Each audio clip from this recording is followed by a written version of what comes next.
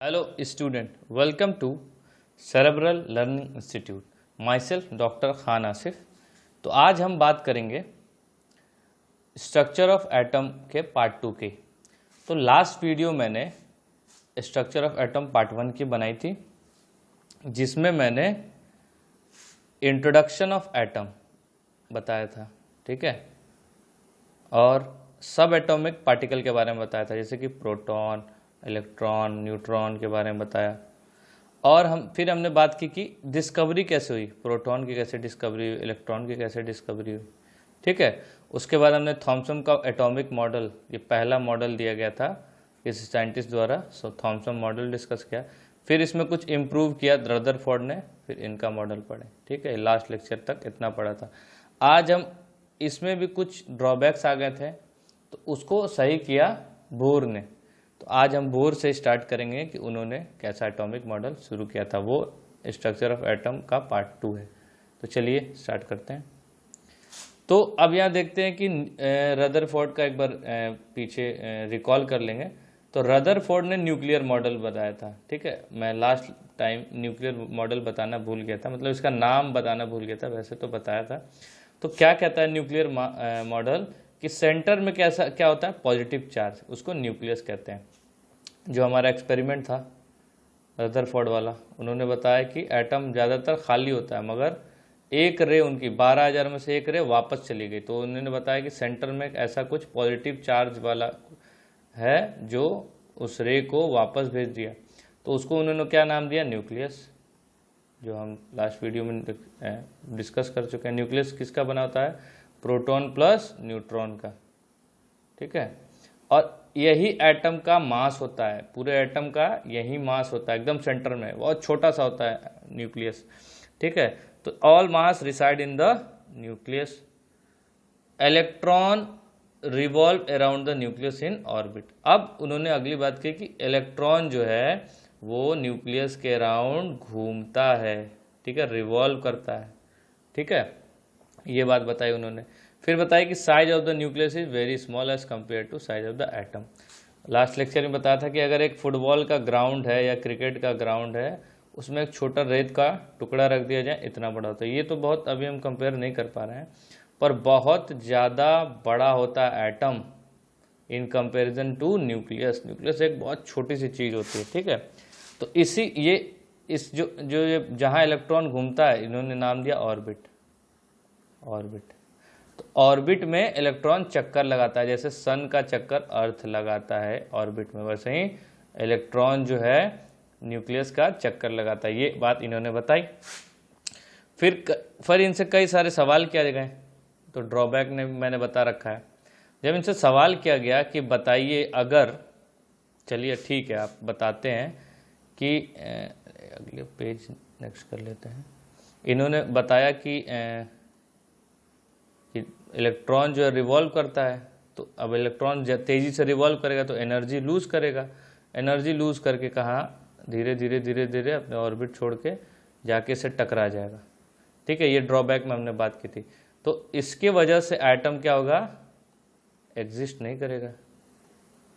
और जब atom exist नहीं करेगा तो मैटर ही खत्म हो जाएगा। मगर एटम भी दुनिया में पाया जाता है और मैटर भी दुनिया में पाया जाता है। तो सबने लगाया दिमाग कि हो ना हो, ये रदरफोर्ड गलत हो सकते हैं, तभी तो एटम भी मिलता है हमको, मैटर भी मिलता है, क्योंकि एटम का मैटर बना होता है, ठीक है। तो फिर एक साइंटिस्ट जो थे, नाम था उनका बोर, उन्होंने इसको सुलझाया कि क्या माजरा है, कि क्यों नहीं ये हो पा रहा है, ये सही गुत्थी सुलझ क्यों नहीं पा रही है। तो इन्होंने बताया, अपने कुछ पोस्टुलेट दिए, कुछ थियरीज थी। क्या थी वो, कि इसी को इलेक्ट्रॉन जो है एनर्जी लूज करके गिर जाता है, ये एक्सप्लेन नहीं कर पाया, तो इसी को इन्होंने समझाया कि क्यों नहीं गिरता है। तो इन्होंने बताया only special orbits known as discrete orbit of electron are allowed inside the atom. तो इन्होंने बताया कि एटम के अंदर वही ऑर्बिट अलाउड हैं, ठीक है, स्पेशल ऑर्बिट अलाउड हैं। देखिए इसका मतलब क्या हुआ, इसको अच्छे से ऐसे ही समझ सकते हैं बना के। तो देखिए इसमें वही ऑर्बिट अलाउ होंगे जब ऑर्बिट की एनर्जी ऑर्बिट की एनर्जी इलेक्ट्रॉन की एनर्जी के बराबर हो, इलेक्ट्रॉन के एनर्जी के बराबर हो, यानी कि इलेक्ट्रॉन में इतनी ताकत हो कि ये इसका चक्कर लगा पाए। तो हम दूसरे लैंग्वेज में ये कह सकते हैं कि जब जितनी उन्हीं इलेक्ट्रॉन को अलाउ किया जाता है घूमने के लिए जितनी ऑर्बिट की एनर्जी होती है।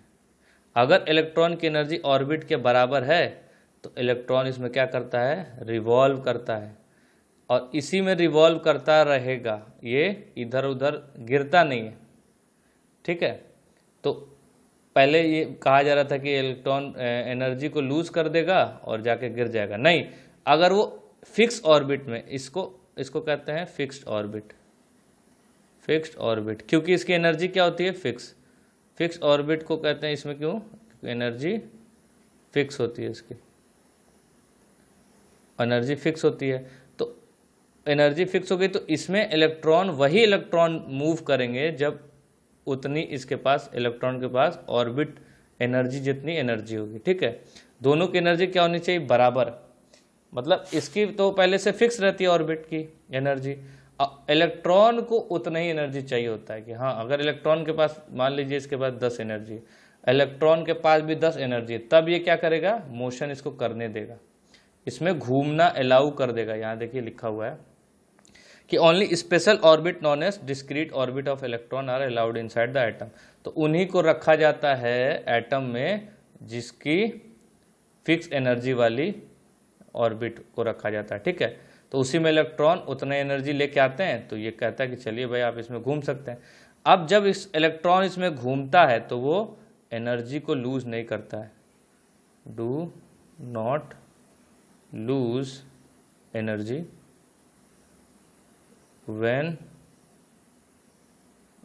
it revolve in fixed orbit, fixed energy orbit। तो इलेक्ट्रॉन जो है जब फिक्स एनर्जी ऑर्बिट में घूमेगा तो वो एनर्जी को लूज नहीं करता है, तो जब लूज ही नहीं करेगा तो वो नाचता ही रहेगा और इसमें जाके गिरेगा नहीं। ठीक है, एक और रीज़न होता है नहीं गिरने का, वो देखते हैं क्या होता है कि मान लीजिए इलेक्ट्रॉन को ये रहा ऑर्बिट। ठीक है, अब ये रहा अपना इलेक्ट्रॉन, अब इलेक्ट्रॉन बहुत तेज़ी से मूव कर रहा है। ठीक है, वो बाहर निकलना चाहता है, बहुत तेज़ी से एक्सेलरेट कर रहा है, ये क्या एक्सेलरेट कर रहा है। ठीक है, ये एक्सेलरेट करके बाहर जाता है, यहाँ आएगा, यहाँ भी जाना ऐसे चाहता है, ये गोल गोल घूमता है। ठीक है, तो हर पॉइंट में ये बाहर जाने की कोशिश करता है पर ये बाहर जा नहीं पाता है, इतनी तेज एक्सेलरेट करता है, पर ये बीच में अपना न्यूक्लियस, ये बाहर जाने की कोशिश करता है पर जा नहीं पाता है। ठीक है, एक बाहर की तरफ एक्सेलरेशन इसका टेंजेंशियल लगता है, क्या लगता है, इसको टेंजेंशियल एक्सेलरेशन कहते हैं, एक्सेलरेशन। तो एक इसका एक्सेलरेशन टेंजेंशियली लग रहा है, तो एक फोर्स भी क्या रखती है, अगर हम इसको मास से मल्टीप्लाई कर देंगे, F इजिकल टू m में क्या होती है, फोर्स होता है, तो इसको कहते हैं टेंजेंशियल फोर्स, सीएल फोर्स। ये कहाँ लगता है, जो अपना सर्कल है उसके टेंजेंट में, इस सर्कल के टेंजेंट में लगता है, और जिधर की तरफ एक्सेलरेशन होता है उधर की तरफ। तो ये इलेक्ट्रॉन बाहर जाना चाहता है, मगर इसको कौन जाने से रोक देता है, ये अपना, इसको ये वाला, ये जो फोर्स देख रहे हैं अंदर की तरफ लग रहा है, ये किसके किसके बीच लगता है, इलेक्ट्रॉन और किसके बीच, इलेक्ट्रॉन एंड प्रोटॉन के बीच या न्यूक्लियस के लिए। इलेक्ट्रॉन कैसा होता है, नेगेटिव चार्ज, प्रोटॉन कैसा होता है, पॉजिटिव चार्ज। तो ये इस फोर्स को क्या कहते हैं, अट्रैक्शन फोर्स। ठीक है, अट्रैक्शन फोर्स। ठीक है, तो अट्रैक्शन फोर्स इसको बाहर जाने से रोकता है। ठीक है, क्योंकि ये जब भी बाहर जाना चाहेगा खींच के अंदर ला देता है। यहाँ देखिए, यहाँ से बाहर जाना चाह रहा है, ये खींच के अंदर ला दे रहा है, यहाँ से बाहर जाना खींच के अंदर ला दे रहा है, और ये जाना चाह रहा है तो खींच के अंदर ला दे रहा है। तो इससे क्या होता है कि इलेक्ट्रॉन जो है वो ऑर्बिट से बाहर नहीं निकल पाता है। Electron do not move out of orbit due to force of attraction. Attraction force के कारण क्या होता है, ये बाहर नहीं जा पाता। अब दूसरा रीजन ये हो सकता है कि चलिए बाहर नहीं जा, अंदर तो जा सकता है। तो इसी का जैसे फोर्स ऑफ अट्रैक्शन इसको बाहर जाने से रोक रहा है, वैसे ही टेंजेंशियल फोर्स क्या कर रहा है, इसको टेंजेंशियल फोर्स क्या कर रहा है, इसको अंदर जाने से, जैसे बताया ना कि अगर अंदर जाएगा तो जाके से टकरा जाएगा। तो अब ये पॉजिटिव चार्ज है, नेगेटिव चार्ज है, खींचता तो है मगर खींचने से कौन रखता है, ये इलेक्ट्रॉन को डू नॉट मूव इनसाइड और towards nucleus due to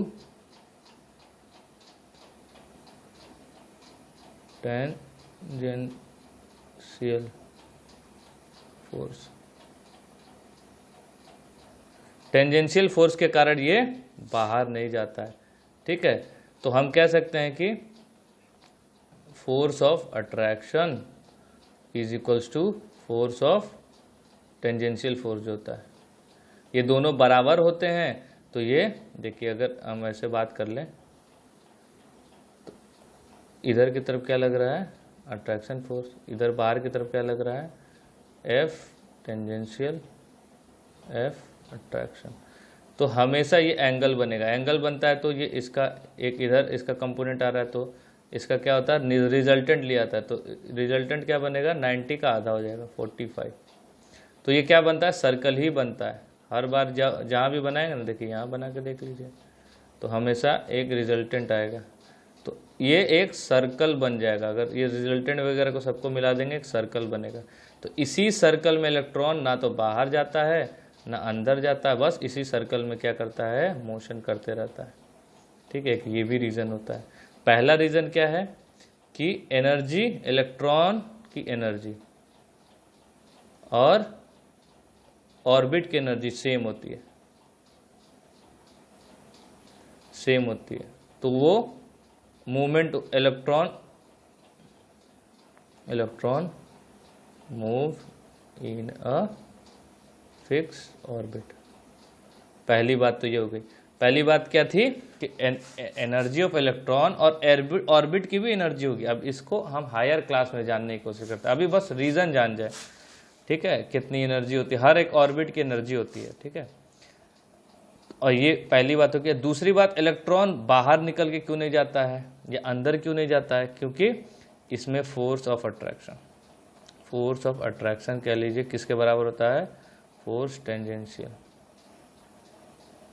tangential force के बराबर होता है। ये दो रीजंस के वजह से इलेक्ट्रॉन इधर उधर मोशन नहीं करता है, एक फिक्स ऑर्बिट में मोशन करता है। स्पेशल ऑर्बिट इसीलिए कहा गया है क्योंकि इसकी एनर्जी क्या होती है, एनर्जी फिक्स होती है, स्पेशल होता है। ठीक है, अब while revolving in discrete orbit electron do not radiate energy, ये बात मैंने बता दी है कि जब वो इस फिक्स एनर्जी वाले ऑर्बिट में घूमेगा, क्योंकि ये पहले से तय हो गया है, पहले से तय हो गया है कि वही इलेक्ट्रॉन जाएंगे जिसकी इसके बराबर की एनर्जी होगी। तो अगर वही इलेक्ट्रॉन जाता है तो इसको वो एनर्जी लूज नहीं करता है इस पर। ठीक है, तो ये समझ लीजिए कि इसके पास ऐसा आईडी कार्ड होता है, वो दिखा के चला जाता है भाई, तो उसको आराम से खेलने कूदने के दिया जाता है कि नहीं भाई तुमसे हम पैसे नहीं लेंगे, तुम आराम से खेलो, ये कह सकते हैं इस ऐसे देसी भाषा में सीखना है तो।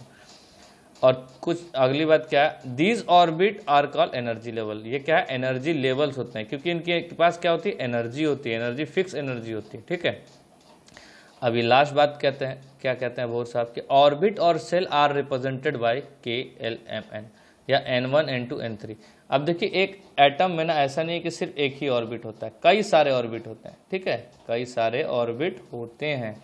तो आइए एक बात और जान लें, एक बात हमको जानना ज़रूरी है, वो क्या है कि जैसे कि यहाँ पे जानते हैं, देखिए ये बोर की एनर्जी लेवल्स हैं, ठीक है।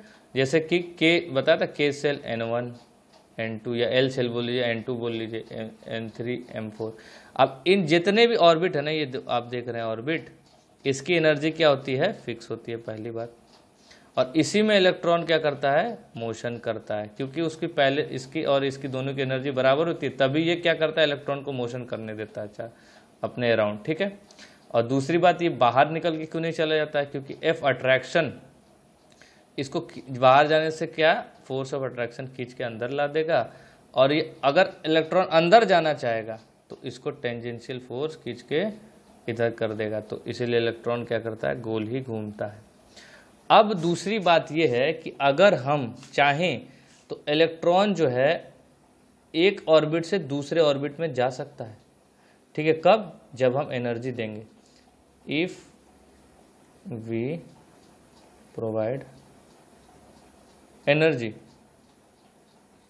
To electron, it move to higher orbit, higher orbit.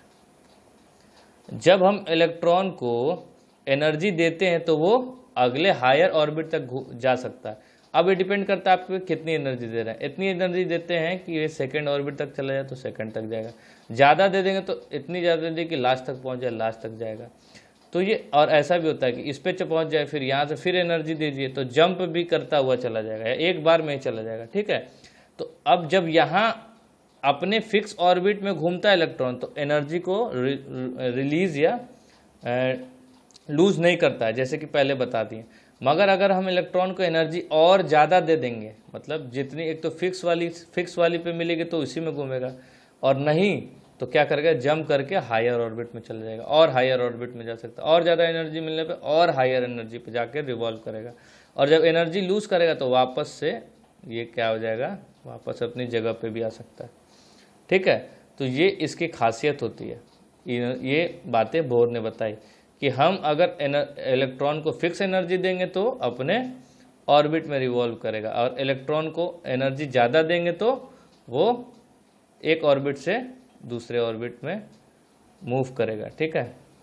तो ये बातें हो गई। अब देख लीजिए, सेल होता है या ऑर्बिट कह लीजिए, इसी में इलेक्ट्रॉन मूव करता है, ठीक है। ये एटम का स्ट्रक्चर, ये न्यूक्लियस अपना। आइए आगे देखते हैं। अब देखते हैं how are electron distributed in different orbits. ये जो हमारे ऑर्बिट है ना, उसमें इलेक्ट्रॉन कैसे रहते हैं, कैसे डिस्ट्रीब्यूट होते हैं। तो अब देखिए कि distribution electron in different orbit, bore और बरी ने दिया था, रूल दिया था एक। तो maximum number of electron present in a shell, एक सेल में जो ये सारा सेल था, K shell, L shell, M shell, तो उसमें कितने इलेक्ट्रॉन रह सकते हैं। तो एक फॉर्मूला है 2n² वाला, ठीक है। इससे हम अभी देखेंगे इसको करके। तो अब ये एक बात हो गई। और दूसरी बात है तो maximum number of electrons that can be accommodated in outer most orbit is 8। अब देखिए आउटर मोस्ट ऑर्बिट क्या होता है, इलेक्ट्रॉन जो अपना ऑर्बिट होता है सबसे लास्ट वाला, जैसे कि इस चारों में बात करें तो ये क्या हो जाएगा, outer most, OM, outer most orbit हो जाएगा, ठीक है। तो इसमें बोला है कि आउटर मोस्ट ऑर्बिट में सिर्फ 8 इलेक्ट्रॉन तक आ सकते हैं। तो ये आउटर मोस्ट जो भी ऑर्बिट रहेगा उसमें सिर्फ 8 इलेक्ट्रॉन आ सकते हैं, ठीक है। अब है electron are not accommodate in a given shell unless the inner shell is completely filled. अब देखिए इलेक्ट्रॉन भरे कैसे जाते हैं, ठीक है, हम सिखाते हैं। तो पहले तो निकालते हैं कि किस सेल में कितने इलेक्ट्रॉन आ सकते हैं। तो के का एग्जांपल लेते हैं, के का है 2n, के का n कितना था, यहाँ देख सकते हैं, के का n कितना, 1, यानी पहला। तो के 1 का स्क्वायर, यही है फॉर्मूला, 2n²। n क्या है, नंबर है, सेल है। तो इसमें आपको आ जाएगा 2 × 1, 1 का स्क्वायर 1 होता है, तो 2 इलेक्ट्रॉन इसमें maximum electron can be filled. इसमें इतने इलेक्ट्रॉन भरे जा सकते हैं इसके ऑर्बिट में, के वाले ऑर्बिट में 2 से ज़्यादा इलेक्ट्रॉन नहीं भरे जाएंगे। फिर किस में होता है, एल की बात करें, एल क्या है 2, और ये भी 2 नंबर पे होता है, 2 का स्क्वायर कितना हो जाएगा, 4 × 8, 2 इंटू 4 कितना हो जाएगा 8 इलेक्ट्रॉन। तो जो दूसरा वाला ऑर्बिट है उसमें कितने मैक्सिमम इलेक्ट्रॉन आते हैं 8 इलेक्ट्रॉन भरे जा सकते हैं। ठीक है, तो इस तरह से हम निकाल सकते हैं। ठीक है, तो आइए बात करते हैं और आगे। अब देखिए, अब हमको ये नंबर एकदम हमको याद रहना चाहिए कि के सेल में 2 इलेक्ट्रॉन, एल सेल में भी 2 इलेक्ट्रॉन, एम में 2 नहीं 8,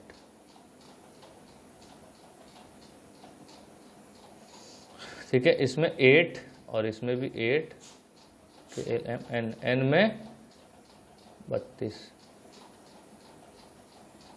16 2 8 8 16।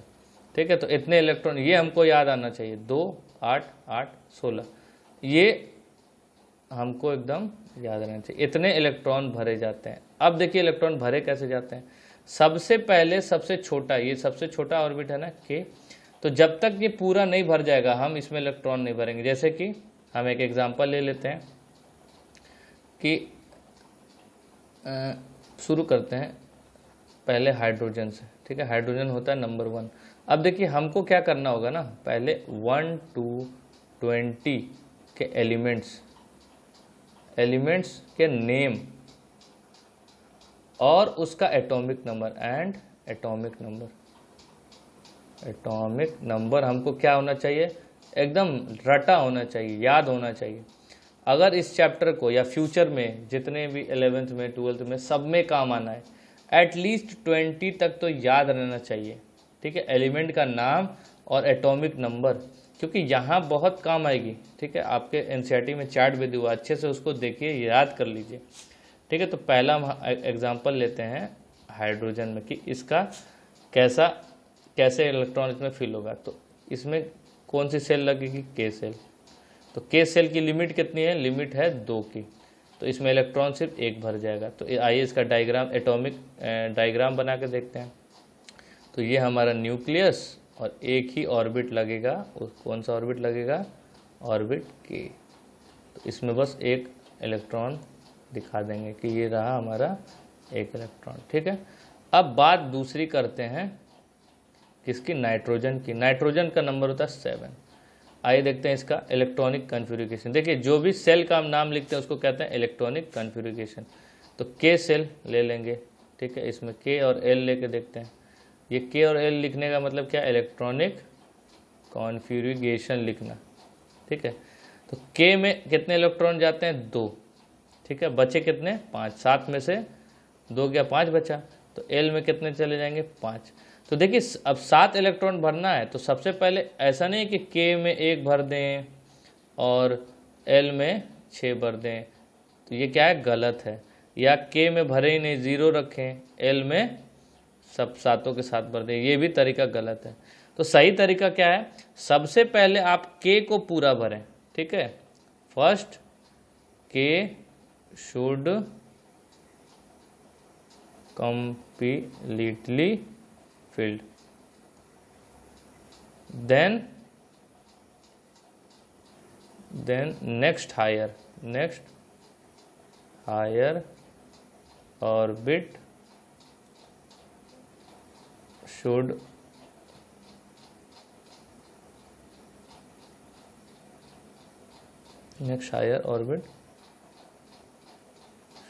be filled। ठीक है, तो इलेक्ट्रॉन भरना मैं सिखा रहा हूँ। तो पहले हम के को पूरा जब तक भर देंगे, इसको 2 के 2 इलेक्ट्रॉन, तब हम आगे बढ़ेंगे। ठीक है, और आगे एग्जांपल ले लेते हैं। ठीक है, तो अब एग्जांपल ले लें हम F9 यानी फ्लोरीन का एग्जांपल ले लें। फ्लोरीन का नंबर होता है F9। अब इसमें आएगा KLM। तो सबसे पहले इलेक्ट्रॉन किस में भरना है, के में। तो के में इलेक्ट्रॉन कितना होता है, 2। अब पूरा जब इलेक्ट्रॉन 2 भर जाए तब हम इसमें बढ़ेंगे। इसमें क्या होता है, ये क्या है, 9 में से 2 क्या, 7 बचा। अब 8 इसकी लिमिट होती है, 2 इसकी लिमिट होती है 8। हमने एक नंबर याद करने को कहा था, 2 8 8। ठीक है, 2 8 8 18। यहाँ एक गड़बड़ हो गई थी, सॉरी, यहाँ 18 होगा, ठीक है, सॉरी, 2 8 8 18, ये हमको नंबर याद रहना चाहिए क्योंकि ऐसे इलेक्ट्रॉन भरे जाते हैं, 2 8 8 18। अब देखिए, अब जैसे ही हम इसमें 2 इलेक्ट्रॉन भरेंगे तो फिर L में कितना है, L की लिमिट होती 8, तो बचा कितना है 7, तो आराम से इसको भर देंगे। ऐसा नहीं कि इसमें 6 भर दिए और इसमें 1 भर दें, नहीं, मैंने क्या बोला, पहले जो सबसे लोअर ऑर्बिट है, यानी कि सबसे जो नियर है किसके, न्यूक्लियस के, उसमें भरेंगे, उसमें 2 भर दिए। उसके बाद नेक्स्ट हायर में जब तक कंप्लीटली भर ना जाए, अभी भी ये 7 भर दोगे, अभी भी एक जगह खाली है ना, एक जगह 1 की जगह खाली है, तो भी छोड़ना नहीं है, इसी में भरना। अगर 8 भी हो जाता है तो भी इसी में भरते हैं, ठीक है। उसके बाद नेक्स्ट हायर में भरेंगे, फिर नेक्स्ट हायर को भी कंप्लीट भरेंगे। नेक्स्ट हायर की लिमिट क्या, 8, इसको भी जब तक 8 नहीं भर दें हम आगे नहीं बढ़ते हैं। उसके बाद फिर 18 का नंबर आता है, ठीक है। तो ये बातें हमको ध्यान रखनी है। तो एक बार इसको अच्छे से कर देते हैं, ठीक है। आइए, तो KLM, इसको पहले कंप्लीट भरेंगे, उसके बाद जो बचा है इसको भरेंगे, ठीक है। आइए इसका एटॉमिक डायग्राम देख लेते हैं। ये अपना हो गया न्यूक्लियस, और इसका एक पहला ऑर्बिट यानी K ऑर्बिट, और ये दूसरा ऑर्बिट हो जाएगा, ठीक है। ये हो गया K ऑर्बिट और हो गया L ऑर्बिट। तो K ऑर्बिट में कितनी जगह हैं, 2, तो 2 इलेक्ट्रॉन ऐसे डॉट से दिखा देंगे, ठीक है। इसको इलेक्ट्रॉन डॉट स्ट्रक्चर भी कहते हैं। और दूसरे में 7, तो 7 इलेक्ट्रॉन दिखा देंगे, 1 2 3 4 5 6 7, ठीक है। तो ये हो गया 2 और 7। तो ये जो L है, इसका L को हम क्या कहते हैं, आउटर सबसे बाहर है, तो ये देखिए सबसे बाहर है ना, न्यूक्लियस के सबसे दूर है, तो इसको और क्या कहते हैं, आउटर मोस्ट, या इसको कह लीजिए ओ आउटर मोस्ट ऑर्बिट या शेल, आउटर मोस्ट शेल। तो इसमें कितने इलेक्ट्रॉन है, फ्लोरीन में 7 इलेक्ट्रॉन है, ठीक है। 7 इलेक्ट्रॉन इसके आउटर मोस्ट शेल में है। एक और एग्जांपल देख लेते हैं, क्लोरीन का देख लेते हैं। क्लोरीन है नंबर 17। तो आइए देखते हैं, इसमें K सेल लगेगा, L सेल लगेगा और M। तो K की लिमिट हम जानते हैं 2, इसमें 8 8, और L रहता तो 18, तो इसकी तो ज़रूरत भी नहीं पड़ेगी, KLMN, सॉरी, इसकी तो ज़रूरत भी नहीं पड़ेगी, इसी में हो जाएगा। तो K में कितने इलेक्ट्रॉन, 2, जैसे ही 2 भरेगा तब इसमें भरेंगे। इसमें कितने भरेंगे, 8, और 8 भरेंगे, ऐसा नहीं कि इसमें कुछ भर देंगे, नहीं, जब तक ये पूरा 8 भर जाएगा उसके बाद इसमें आएंगे। तो 10 हो गया, 2 + 8 10, अब बचा कितना, 7 और, तो इसमें कितना भर देंगे, 7, ठीक है। तो M सेल क्या हो गया इसका, आउटर मोस्ट सेल, इसमें कितना इलेक्ट्रॉन है, 7 इलेक्ट्रॉन है, ठीक है। अब जब मान लीजिए और 3 इलेक्ट्रॉन होता है इसमें, इस मतलब इसका 20 होता, तो तब ये वाला सेल यूज होता। अभी मैं दिखाऊंगा उसको भी करके, एक और एग्जांपल लास्ट। तो इसका डॉट स्ट्रक्चर बनाएंगे तो देखिए कैसे बनेगा। ये इसका न्यूक्लियस हो गया, इसका फर्स्ट सेल, ये इसका सेकंड सेल, ठीक है, और ये इसका लास्ट सेल यानी आउटर मोस्ट सेल, ठीक है। अब इसमें इलेक्ट्रॉन भर देते हैं, एक पहले में 2, दूसरे में 8, 2 3 4 5 6 7, इसको यहाँ एडजस्ट करते हैं 8, और इसमें कितना है, 7, 1 2 3 4 5 6 7। ये इसका ये इसका डॉट इलेक्ट्रॉन का एटॉमिक स्ट्रक्चर हो गया क्लोरीन का। अब बाकी आप ट्राई कीजिएगा, सोडियम का, मैग्नीशियम का, एल्यूमिनियम का, ठीक है। ये आपके लिए होमवर्क रहेगा, ठीक है। आगे देखते हैं, एक और कैल्शियम का कर लेते हैं। कैल्शियम होता है 20, तो KLMN। तो K में कितना हो जाएगा, 2, ठीक है। उसके बाद जैसे ही 2 भरेगा इसमें भरेंगे, इसकी लिमिट होती है 8, 10 हो गया।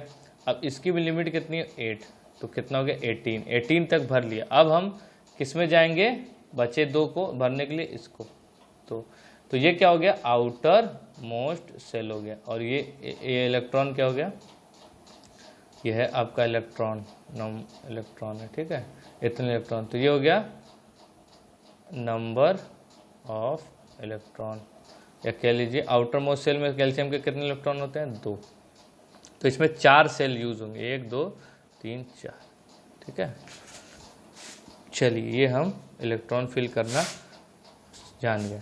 तो एक बात ध्यान रखिएगा, के की लिमिट होती है 2, एल की 8, एम की 8, फिर इसकी, ठीक है, इसकी 18 लिमिट होती है। तो सबसे पहले इलेक्ट्रॉन तब तक भरते रहेंगे जब तक इसकी लिमिट पहुंच ना जाए। 2 की लिमिट है, जब इसमें भर जाएगी तब इसके आगे बढ़ेंगे, जब इसमें 8 भर जाएगा तब इसके नेक्स्ट हायर में बढ़ेंगे 8, ये जब 8 भर जाएगा तब इसके नेक्स्ट हायर में बढ़ेंगे, ठीक है। अब इसमें तो 18 तक की जगह पर इलेक्ट्रॉन के साथ 2 ही बचे हैं, तो 2 इसमें भर देंगे। समझ, होप है कि समझ में आपको आगे होगी, ठीक है। अब आगे बढ़ते हैं। अब आगे क्या है, आगे हैं कुछ इंपॉर्टेंट डेफिनेशन, ठीक है। क्या है वैलेंसी, तो वैलेंसी क्या है, combining capacity of an atom is called valency. यानी वैलेंसी क्या है कि 2, इससे क्या बनता है कि किसी भी एलिमेंट का एलिमेंट आपस में कंबाइन होते हैं, क्या बनाते हैं कंपाउंड, ठीक है। ये पढ़ चुके हैं हम पिछले चैप्टर में, matter in our is matter around surrounding is pure में, ठीक है। तो एलिमेंट मिलके क्या बनाता है कंपाउंड। तो जो ये मिक्स होता है ना, कैसे बनाता है, बॉन्ड बना के, दोनों के बीच, 2 एलिमेंट के बीच क्या बनते हैं, बॉन्ड बनते हैं, इसको क्या कहते हैं बॉन्ड, ठीक है। दोनों मिलते हैं आपस में, तो ये किससे होता है, वैलेंसी हेल्प करती है। वैलेंसी को आप दूसरे लैंग्वेज में कह सकते हैं कि number of electron in outermost shell, मतलब आउटर मोस्ट सेल में कितने इलेक्ट्रॉन हैं वो वैलेंसी हमको बताती है, ठीक है। दूसरे शब्दों में कहा जाए तो ये क्या बताती है, number of electron in outer most, यही इसी से क्या बनता है, बॉन्ड बनता है, ठीक है। यही इलेक्ट्रॉन आपस में मिलके क्या बनाते हैं, बॉन्ड। ये जो देख रहे हैं ना, ये लाइन, ये इधर एक इलेक्ट्रॉन होगा, इधर 2 इलेक्ट्रॉन आपस में जुड़ते हैं तो बॉन्ड बनता है। देखिए इलेक्ट्रॉन आपस में जुड़ के क्या बनाता है, बॉन्ड। तो वो कौन बताता है, वैलेंसी क्या बताती है, number of electron in outermost, जितने number of electron outermost shell में है वही उसकी क्या होती है, वैलेंसी। जैसा कि प्रीवियस एग्जाम्पल हम देख सकते हैं, कैल्शियम की कितनी होगी वैलेंसी, ये है वैलेंसी, ये है वैलेंसी भी कहते हैं इसको, वैलेंसी 2 हो गई। क्लोरीन की कितनी है, लास्ट में कितना है 7, तो ये क्या होगी 7, इसकी वैलेंसी हो गई। फ्लोरीन की भी 7, हाइड्रोजन की कितनी होगी 1 हो गई। तो ये सारी चीज़ें हैं वैलेंसी।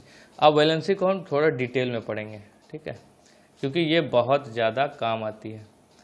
तो वैलेंसी क्या हो गई, number of electron in outermost shell, outermost shell में जितनी इलेक्ट्रॉन होती है उसी को कहते हैं वैलेंसी। अब वैलेंसी जो है मेटल के लिए अलग होती है और नॉन मेटल के लिए देखने का क्राइटेरिया अलग होता है बॉन्ड बनाने का, तो ये हमको सीखना बहुत ज़रूरी है। तो मेटल क्या होता है, पहली बात ये जान लें कि जो इलेक्ट्रॉन को लूज करता है, विच लूज इलेक्ट्रॉन, जो इलेक्ट्रॉन को देता है, सिंपल सी बात में। और नॉन मेटल कौन होता है, विच एक्सेप्ट इलेक्ट्रॉन, जो इलेक्ट्रॉन को एक्सेप्ट करता है, ये लूज करता है, यही इलेक्ट्रॉन कहाँ चला जाता है, नॉन मेटल के पास। तो नॉन मेटल वो होते हैं जो इलेक्ट्रॉन को एक्सेप्ट करते हैं। तो मेटल क्या होता है, मेटल के जो आउटर मोस्ट सेल जो होता है, आउटर मोस्ट सेल इलेक्ट्रॉन होता है, वही उसकी वैलेंसी होती है। तो मेटल का जो आउटर मोस्ट इलेक्ट्रॉन होता है, outermost shell electron is equals to valency, ठीक है। आउटर मोस्ट इलेक्ट्रॉन जितना होता है वही वैलेंसी होती है, यहाँ पे भी है। तो इसकी वैलेंसी क्या क्या होती है, 1 हो सकती है, 2 हो सकती है, 3 हो सकती है। मेटल की वैलेंसी क्या होती है? 1 2 3। इसकी वैलेंसी होती है 5 6 7, ठीक है, 7 तक होती है। 4 भी है, सिर्फ एक स्टार कंडीशन में, वो है कार्बन की 4 होती है, बस एक। बाकी नॉर्मली कैसी होती है? 5 6 7 होती है, ठीक है। अब हम ये देखते हैं कि इलेक्ट्रॉन जो है वो एक इलेक्ट्रॉन लूज करता है, अगर उसके पास 2 है आउटर मोस्ट तो 2 कर सकता है, 3 है तो 3 कर सकता है, ठीक है। और वही नॉन मेटल की बात करें तो नॉन मेटल का क्या काम है? एक्सेप्ट करना। तो ये जो है, अगर हमको ये निकालना है कि कितना ये गेन कर सकता है, ठीक है, इसमें ये निकालना है कि ये कितना गेन करता है। तो जितना गेन करेगा उतना बॉन्ड बनाएगा। Number of electron gained is equal to number of bond formed. तो जितना ये इलेक्ट्रॉन इससे मेटल से लेगा, गेन करेगा, उतना ही ये बॉन्ड बनाएगा। तो उसको निकालने के लिए हमको 8 से इसका वैलेंसी को माइनस करना होता है। 8 माइनस वैलेंसी, हमको उसको वैलेंसी से माइनस करना पड़ता है। तो अगर किसी के पास 5 इलेक्ट्रॉन है तो उसको वो कितने बॉन्ड बना सकता है? देखिए हम निकालते हैं, 8 माइनस 5 कितना हो जाएगा? 3, यानी ये 3 बॉन्ड बना सकता है। या कह लीजिए अगर 6 है तो कितना हो जाएगा? 2 हो जाएगा, 1 हो जाएगा, ठीक है। देखिए ये मेटल के जैसा ही हो गया, यानी अगर मेटल जो है 1 2 3 था तो ये 1 2 3 बॉन्ड बना सकता है। मेटल भी 1 2 3 बॉन्ड बना सकता है। तो अब आइए देखते हैं कि ऐसा करते क्यों हैं। एक और पेज ऐड कर लेंगे। तो ऐसा करते क्यों है मेटल और नॉन मेटल, ठीक है, metal and non metal. Electron lose या गेन क्यों करते हैं? तो सबसे बड़ा रीज़न होता है स्टेबिलिटी का। स्टेबिलिटी ही सबसे बड़ी रीज़न है कि एक मेटल जो है इलेक्ट्रॉन को लूज करके किसको दे देता है? नॉन मेटल को, और आपस में क्या बना लेते हैं? बॉन्ड, आपस में साथ साथ आ जाते हैं। Metal loose electron and which gained by non metal and both becomes stable। तो दोनों स्टेबल होने के लिए आपस में बॉन्ड बनाते हैं, ठीक है। पहले अकेले रहता है तो अनस्टेबल रहता है, ये भी अकेले रहता है तो अनस्टेबल रहता है। तो दोनों क्या करते हैं कि आपस में टाई अप करते हैं। ये कहता है हम इलेक्ट्रॉन तुमको कुछ दे देंगे, तुम उसको रख लेना, फिर हम दोनों साथ साथ और स्टेबल बन के, न्यूट्रल बन के रहेंगे। तो ये दोनों आपस में डील करते हैं और स्टेबल हो जाते हैं। तो स्टेबल होने के लिए रिक्वायरमेंट क्या है? स्टेबल होने के लिए रिक्वायरमेंट क्या है? कैसे स्टेबल होंगे? तो रिक्वायरमेंट है 8 electron in outermost shell. Outermost shell में 8 इलेक्ट्रॉन होगा तो ये क्या हो जाएंगे? जो मेटल और नॉन मेटल क्या हो जाएंगे? स्टेबल हो जाएंगे और बॉन्ड बन जाएगा दोनों के बीच, ठीक है। तो सबको लाइफ में स्टेबिलिटी चाहिए, तो इनको भी लाइफ में स्टेबिलिटी चाहिए होता है, इसलिए ये इलेक्ट्रॉन लूज करके 8 बन जाते हैं और नॉन मेटल इलेक्ट्रॉन गेन करके 8 बन जाता है। आइए तो उसको भी देखते हैं, एग्जाम्पल लेके देखेंगे कि कैसे होता है चीज़ें। एक एग्जाम्पल ले लेंगे। NaCl का, NaCl यानी हमारा सॉल्ट जो होता है ना, नमक। तो इसमें क्या क्या होता है? Na होता है और Cl होता है। तो Na का इलेक्ट्रॉनिक कन्फिग्रेशन क्या होगा? Klm। Na का नंबर होता है 11। सब कुछ आपको 20 तक तो याद ही रहना चाहिए। इसका होता है 17 Klm, ठीक है। तो K में इसके कितने इलेक्ट्रॉन जाएगा 2 बचा 9, इसके कितने जाएगा 8, 10 बचा 1, तो ये हो गया 1। ठीक है, अब इसमें कितना जाएगा इलेक्ट्रॉन 2, 8 और इसमें कितना होगा 7। तो देखिए अब हम ये क्या है, इसका एम सेल क्या है आउटर मोस्ट सेल, इसका भी एम क्या है आउटर मोस्ट सेल। तो हमने कहा कि स्टेबिलिटी चाहिए, स्टेबिलिटी चाहिए, तो ये 1 इलेक्ट्रॉन है इसके पास, तो जितना आउटर मोस्ट में इलेक्ट्रॉन रहता है ये क्या करता है लूज, ये क्या करता है लूज कर देगा। तो देखिए मैंने क्या बताया था, मेटल का क्या होता है, मेटल का एक होती है वैलेंसी आउटर मोस्ट सेल में, एक होती है, 2 होती है, 3, इतने ही इलेक्ट्रॉन लूज करता है। और इसमें हमको अगर निकालना है कि कितने इलेक्ट्रॉन गेन करता है नॉन मेटल, तो 8 से अगर हम माइनस करेंगे उसकी वैलेंसी तो निकल आएगा। तो 3 इलेक्ट्रॉन 3 करता है, 2 करता है, 1 एक्सेप्ट कर सकता है, जितना ये लूज करेगा उतना इधर एक्सेप्ट हो रहा है। ठीक है, तो इसके बाद वाला था, हाँ ये रहा, तो ये 1 इलेक्ट्रॉन लूज करेगा और यही ये 1 इलेक्ट्रॉन यहाँ जाके ऐड हो जाएगा, +1 हो जाएगा, तो मिलके दोनों क्या बन जाएंगे 8।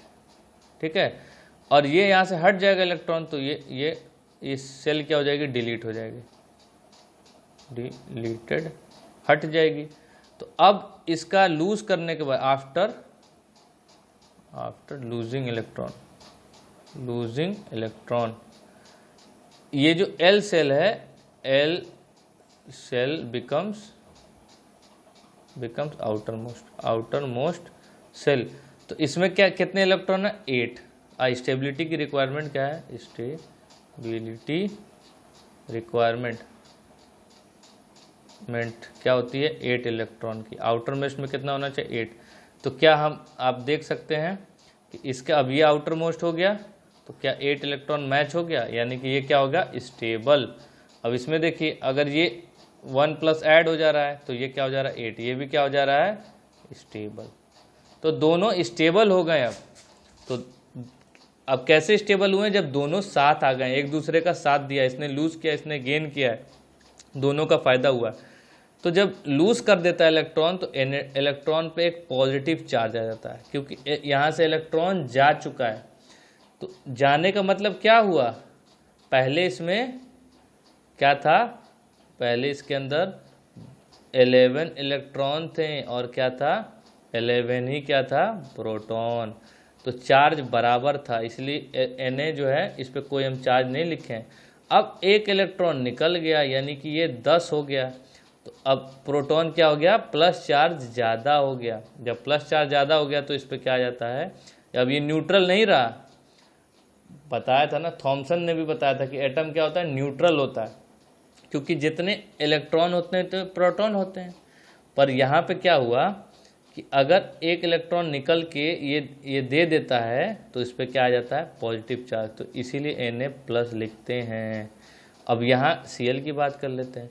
Cl में पहले 17 क्या थे इलेक्ट्रॉन थे और 17 क्या थे प्रोटॉन थे, बात बराबर थी।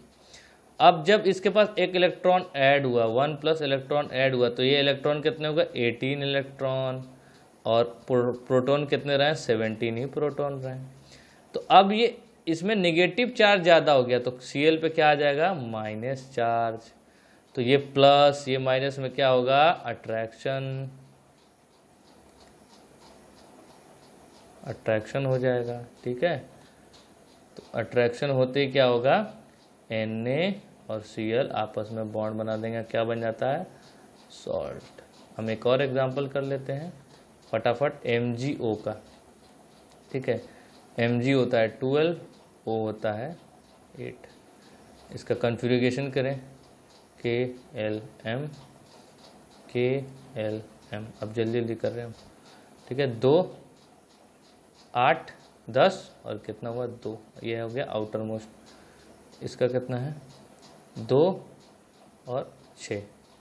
ठीक है, तो ये क्या हो गया आउटर मोस्ट इलेक्ट्रॉन, ये क्या है आउटर मोस्ट सेल इलेक्ट्रॉन। अब इसके पास 2, ये कितना लूज कर सकता है 2, तो 2 अगर इसको दे देता है, ये लूज करके इसको दे दिया, तो ये क्या हो जाएगा +2 से क्या हो जाएगा 8। ठीक है, तो ये अब ये क्या हो जाएगा, जैसे ये हटेगा तो एल सेल निकल जाएगी, डिलीट हो जाएगी। तो अब इसके पास क्या बचा 8। अब ये क्या हो जाएगा इसका outer most electron cell electron, कितना हो गया 8। और इसके पास भी ये आउटर मोस्ट सेल इलेक्ट्रॉन, ये भी 8 हो गया। दोनों क्या हो गया स्टेबल, ठीक है। तो आपस में क्या बना लेते हैं बॉन्ड, क्या बन जाते हैं MgO, ठीक है, MgO बना लेते हैं। तो इस तरह से ये कहानी है। उम्मीद है आपको समझ में आ गई होगी इतनी, ठीक है। आगे बढ़ें, आगे बढ़ते हैं। तो अब हम बात करते हैं आइसोटोप्स की। आइसोटोप्स क्या होते हैं? आइसोटोप होता है atom of same element with same atomic number same but different mass number. एक कुछ मैंने रह रहा है वो है ये, हाँ सॉरी, यहाँ पे एटॉमिक मास। एटॉमिक नंबर क्या होता है? It is a equal number of proton. जब सिर्फ प्रोटॉन गिना जाए कि एक एटम में कितने प्रोटॉन होते हैं, तो यहाँ पे एक एग्जांपल लेते हैं। एक्स क्या है? कोई भी एक एलिमेंट है। ए 118 एलिमेंट होते हैं, तो कोई भी एक एलिमेंट है।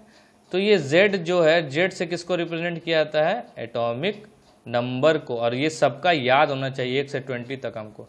तो एटॉमिक नंबर ऐसे हाइड्रोजन हुआ, हीलियम हुआ, लिथियम हुआ, तो 1 2 3 करते ना, तो ये 1 2 3 क्या है? एटॉमिक नंबर है। और इसका मास इसके ऊपर लिखा रहता है, उसको रिप्रेजेंट करते हैं ए से। क्या कहते हैं? एटॉमिक मास, यानी total mass of atom, atom का मास।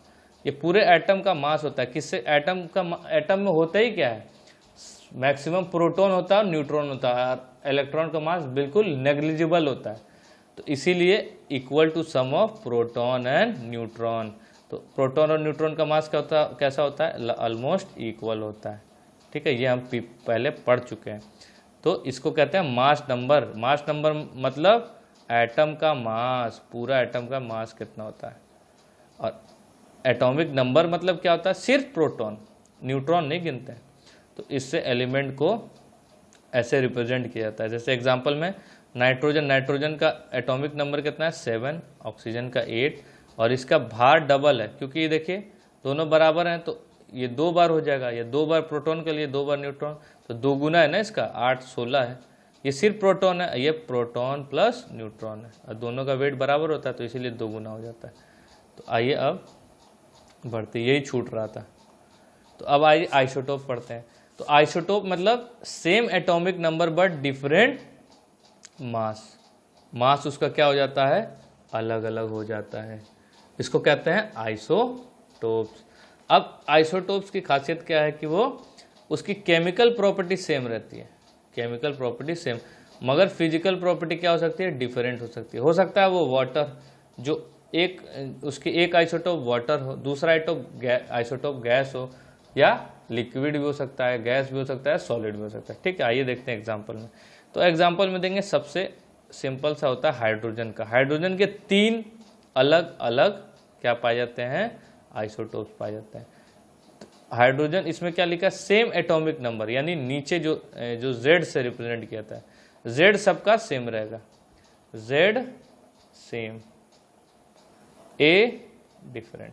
ए यानी कि एटॉमिक मास, ए क्या होगा? डिफरेंट रहेगा। तो इसका सबका 1 लिख दीजिए, इसका भी 1 लिख दीजिए, इसका भी 1 लिख, ये सेम रहेगा नीचे का, मगर ऊपर वाला नंबर क्या हो जाएगा? चेंज।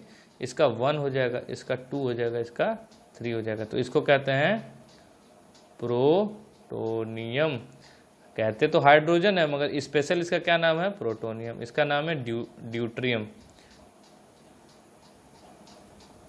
ठीक है, इसको ड्यूट्रियम कहते हैं। इसमें 3 प्रोटॉन होता है, तो इसमें क्या कहते हैं? ट्राइटियम,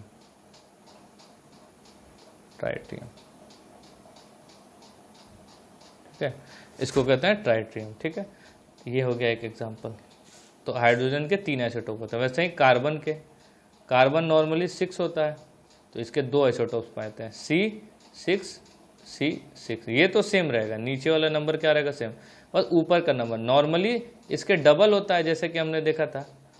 तो एक आइसोटोप डबल वाला मिलता है, दूसरा C14 मिलता है, ठीक है, C14। ये दो तरह के नेचर में आइसोटोप्स पाए जाते हैं। ठीक है, अब देखिए क्लोरीन के भी दो आइसोटोप पाए जाते हैं। ठीक है, दो आइसोटोप्स क्लोरीन के पाए जाते हैं। तो देखिए उसको हम और किस रेशियो में पाते हैं, 3:2। तो जितने हमने पीरियोडिक टेबल में जो एलिमेंट के नाम लिख रखे हैं या उसका एटॉमिक मास या एटॉमिक नंबर लिख रखा है, तो एटॉमिक मास में अगर दो तरह के आइसोटोप हैं तो उसका हम एवरेज लिखते हैं। 35 और 37 का एवरेज लिखते हैं और वो किस रेशियो में नेचर में पाए जाते हैं, तो इसका एक न्यूमेरिकल बनता है, कैलकुलेशन होता है। ये देखिए कैलकुलेट करके देखते हैं। तो देखिए 35 वाला कितना पाया जाता है, 3:1 के रेशियो में पाया जाता है, मतलब ऑलमोस्ट 75% पाया जाता है। ठीक है, 25/100 प्लस 37 वाला कितना पाया जाता है, सिर्फ 25%। तो इसको क्या कहते हैं, 25/100 कर लेते हैं।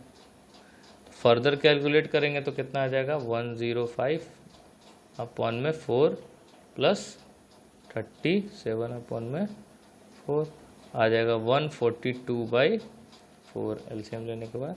तो कितना आ जाएगा, 35.5 एटॉमिक मास यूनिट इसकी यूनिट होती है। तो हम जो क्लोरीन को लिखते हैं, क्लोरीन 17, उसका क्या होता है, 35.5 क्या होता है, एटॉमिक मास होता है। ठीक है, तो ऐसे करते हैं। अब नेक्स्ट है इसके एप्लीकेशन, काम क्या आता है आइसोटोप। तो आइसोटोप क्या आता है, यूरेनियम में फ्यूल एज ए फ्यूल। ठीक है, न्यूक्लियर पावर प्लांट जो होते हैं, न्यूक्लियर पावर प्लांट, उसमें ऐसे ईंधन का काम करता है, यानी फ्यूल का काम करता है। N isotope of cobalt is use for treatment of cancer. देखिए अब ये काम आया ना, कोबाल्ट नॉर्मल कोबाल्ट नहीं, कोबाल्ट का एक आइसोटोप, वो क्या काम आता है, कैंसर को ट्रीटमेंट में। तो आइसोटोप का भी इंपॉर्टेंस अपने। N isotope of iodine used in treatment of goitre. Goitre जो गला सूज जाता है, एक बीमारी होती है, उसका नाम है गोइटर, आयोडीन की कमी से होता है। तो इसी को आइसोटोप से, आयोडीन की कमी जो है आइसोटोप से ठीक की जाती है, फिक्स की जाती है। तो देखिए अब कितना इंपॉर्टेंट होता है ये। अब है आइसोबार्स। ठीक है, आइसोबार्स क्या होता है, तो एटम, जैसे आइसोटोप्स था उसी का होता है isobar. Atom of different elements with same mass number but different क्या होता है, एटॉमिक नंबर। अब यहाँ ध्यान देने वाली बात है कि ए यहाँ पे सेम है मगर Z क्या होगा, डिफरेंट। अब Z जब बदलता है, Z डिफरेंट होता है तो जो है एलिमेंट भी बदलता है, एलिमेंट गेट डिफरेंट। उसमें तो देखिए उसमें A बदल रहा था तो सेम एलिमेंट रह रहा था, यानी हाइड्रोजन था तो हाइड्रोजन ही था, कार्बन के दो अलग अलग थे। पर इसमें क्या है, एटॉमिक मास सेम है मगर एटॉमिक नंबर डिफरेंट है। एटॉमिक नंबर बदल जाने से क्या होता है, एलिमेंट भी बदल जाता है। मतलब कहने का मतलब ये है कि कैल्शियम जो है वो 20 है और कैल्शियम जो है, आर्गन जो है वो 18 है। ठीक है, दोनों का अलग अलग क्या है, Z है, मगर इसका एटॉमिक मास सेम हो जाएगा, यानी कि ये भी 40 होता है, इसका डबल, और ये भी कैसा होता है, 40। ठीक है, कहने का मतलब ये हुआ, ये इसका एग्जाम्पल हो गया। यानी इसका एटॉमिक नंबर डिफरेंट है, तो 20 पे क्या आता है, कैल्शियम आता है, 18 पे क्या आता है, आर्गन आता है। ये कभी सेम नहीं होगा, ये अलग ही आएगा। ऐसा नहीं कि ये 40 है तो इसको कैल्शियम हो जाना चाहिए, नहीं। जो नंबर है एटॉमिक नंबर, वो एलिमेंट का नाम डिसाइड करता है कि कौन सा एलिमेंट है, और ये क्या, इसका वेट डिसाइड करता है। तो दोनों का एटॉमिक वेट क्या हो जाता है, सेम, मगर फिर भी क्या है, डिफरेंट है। कैल्शियम अलग होता है, कैल्शियम एक सॉलिड होता है और आर्गन एक गैस होती है। ठीक है, दोनों की फिजिकल प्रॉपर्टी ही अलग है। ठीक है, बस मास सेम है। तो यहाँ पे हमारा आज का लेक्चर होता है ख़त्म। ठीक है, और ये चैप्टर भी ख़त्म होता है। उम्मीद है आपको अच्छा लगा होगा। अगर अच्छा लगा है तो हमारे चैनल को सब्सक्राइब कीजिए, ठीक है, लाइक कीजिए और अपने दोस्तों को भी रिकमेंड कीजिए। और कोई गलती मैंने कर दी अगर, तो हमारे कमेंट सेक्शन में आप बता सकते हैं। ठीक है, ओके।